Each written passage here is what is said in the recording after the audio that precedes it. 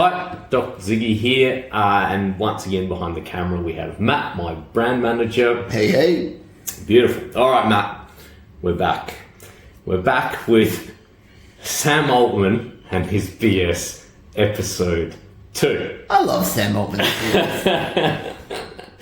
Oh man, Sam Altman is the gift that keeps on giving when it comes to BS. This guy is just sensational with this stuff. Alright, next.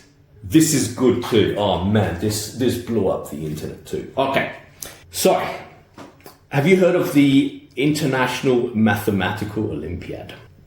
No, I was aware that there was a Math Olympics. Okay, good. So, massive saga, huge saga.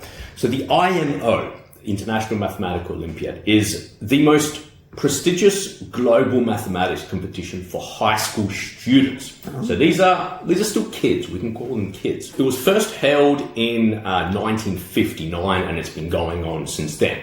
It's a prestigious event, and more than 100 countries participate each year, and they compete over 2 days in extremely challenging problem-solving tasks. Like the brightest kids in the world come in and they try to solve these problems. This year it was held in Australia, Sunshine Coast in Queensland. Now, straight after the event, this post comes up from an OpenAI researcher, Alexander Wei. I'm excited to share that our latest OpenAI experimental reasoning LLM has achieved a long-standing grand challenge in AI, gold medal level performance on the world's most prestigious math competition, the IMO.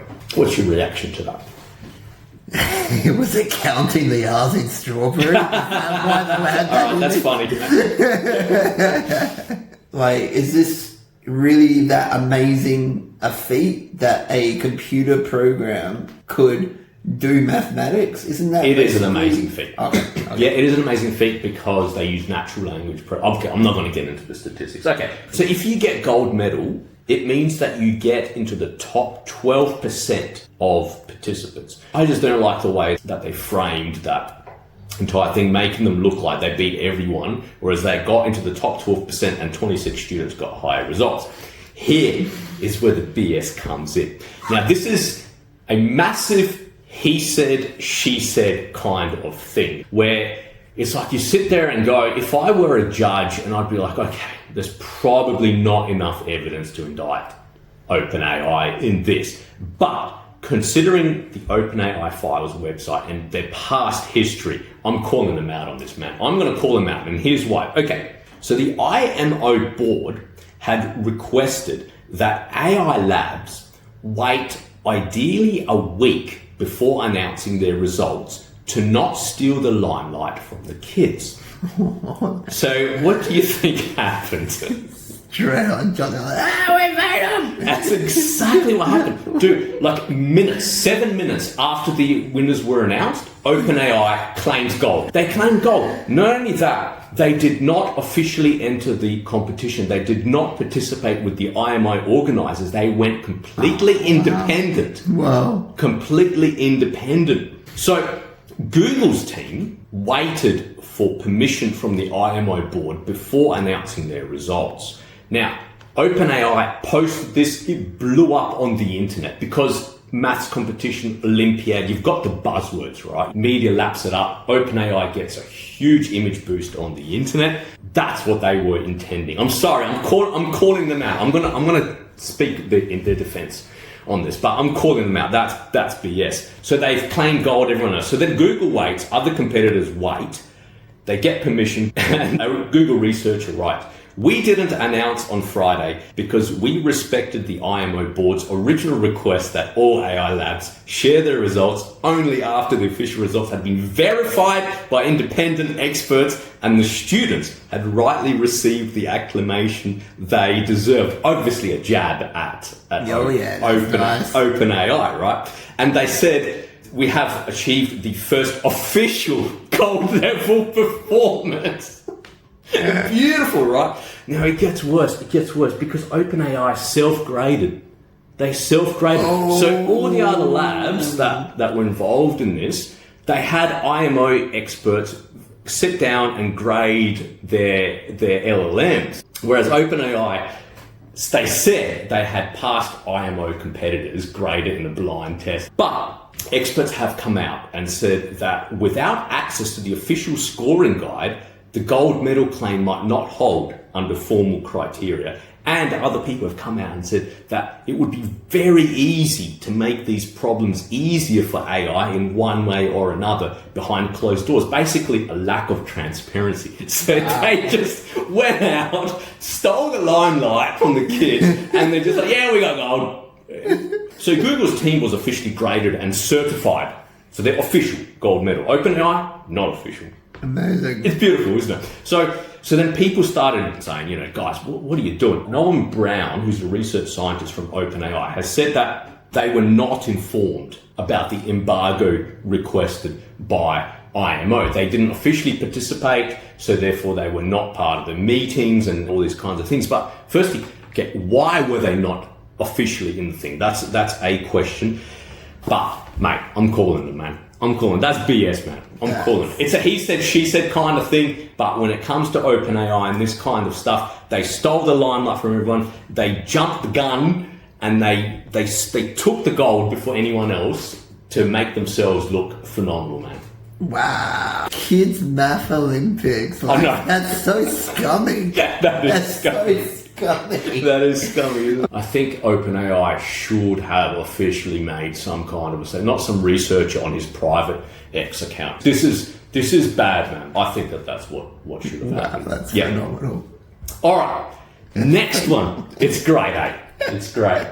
All right, next one. This one is thanks to a subscriber of ours. In our last video, he commented on something that I had completely forgotten about that Sam Altman is involved in. So this is thanks to Adasha Higate. I'm sorry if I'm mispronouncing your name. All right, Matt, I'm going to paint a scenario for you. Let's say that someone who represents what's called the Worldcoin Foundation approaches you and says, "Hi, we're the Worldcoin Foundation, a Cayman Island-based Of course it's in the Cayman Islands. a Cayman Island-based non-profit organisation created to govern the project launched by Sam Altman's Tools for Humanity. We're an organisation whose aim is to provide a service to verify real people on the internet as opposed to bots. What we're going to do is we have this silver orb that will scan your iris, extract biometrically identifiable information from you to create a unique ID tied to you. We're going to delete all the biometrically identifiable information and just give you this ID. This ID can be used to prove you're a real person online without relying on government-issued documents like passports or driver's licenses. This ID will be stored on the blockchain, a public ledger, and as compensation, you'll get a crypto token called Worldcoin worth approximately $42 for your troubles. What are you going to tell them? I'm not going to say anything. I'm just going to walk off. Yeah, right. Like most people, and I'm going to direct this in this way. Most people in the Western world are going to go, "Nah, man, get out of here." Get out of here. And then if someone says this is something that owned by Sam Altman's parent organisation or something, you're going to be like, no, man, there's something inherently wrong with what you're trying to do. I understand that on the internet, it's getting more and more problematic between identifying real human beings and bots. I understand that. But this is different, right? Now, if you're poor, if you're in a third world country and you're starving and you need money, and this organization comes up to you and sells you this thing and says, we're going to give you $42 crypto, and there's a way for you to sell it and get that money. $23, man, that's dinner for 2 weeks, right? You're going to do it, right? Yeah. You're going to do it, right? Bingo. So, Worldcoin, when it was launched a few years ago, I don't think there's any doubt in this. All reports are pointing in this direction. Disproportionately targeted low-income and developing countries in its rollouts. It initially concentrated heavily in countries like Kenya, Sudan, and Indonesia, and they have been accused of exploitation. Get this data, build up a database of all these people and get investors in to give you money for this company. So we've got so many people on board. We've got so many people already on board, right? So in April 2022, MIT Tech Review did an investigation, and in their article, they accused Worldcoin of taking advantage of students, targeting lower income communities, and they came to the conclusion that it's just cheaper and easier to run this kind of data collection operation in places where people have little money and few legal protections. And that's important to get to that. So this is a foundation that was created by a parent organization that was created by Sam Altman. So Sam Altman knows what's going on. There is lack of transparency everywhere in all this, and there is privacy nightmare to the point where it's been banned in Brazil, January 2025, banned in Hong Kong, where they said that data collection was deemed unnecessary and excessive. Banned in Kenya. Now get this, they were suspended in Kenya in August 2023. Did they stop their operations there when they were suspended? No, they didn't, man. They kept going. So then the High Court declared the operations definitely illegal in May of this year. Banned. Banned in Colombia. Banned in Spain. In Spain, in fact, they were told to delete everything that they've collected. Wow. Other bans or serious investigations or serious frictions: Indonesia, India, Germany, South Korea, Argentina, Chile, Peru, the UK, Singapore, Portugal, France, the USA. Dude, seriously shady. So you have an organization who's doing shady things with biometrically identifiable information going into the crypto world. You're telling... Right? Now, I'm a supporter of crypto. I like crypto. But at the moment, it's the wild, wild west out there. Absolutely. Right? It's the wild, wild west. So if you look into the figures of this whole thing, 25% of the coins has been reserved for investors and employees of Worldcoin. 25%. Man, they can easily control the market and the price of these coins, man. Shady stuff. I like what Edward Snowden said on this. He went out and commented on this. Right? Oh, wow. He said, yeah, dude. Yeah. He said, don't use biometrics for anything. The human body is not a ticket punch. Nice. I like that, man. That's good. I like that, man. So, Worldcoin, dystopian, exploitative, and invasive. Serious BS, man. Serious. And Sam Altman's behind that, dude. That's insane. Crazy, right? That's insane. Crazy. And thanks to our subscriber for reminding me about that, because I've completely forgotten it. All right. Next one. AI is overhyped. Now, you won't believe this, Matt. Try me. Sam Altman recently had dinner with journalists and they got talking, right?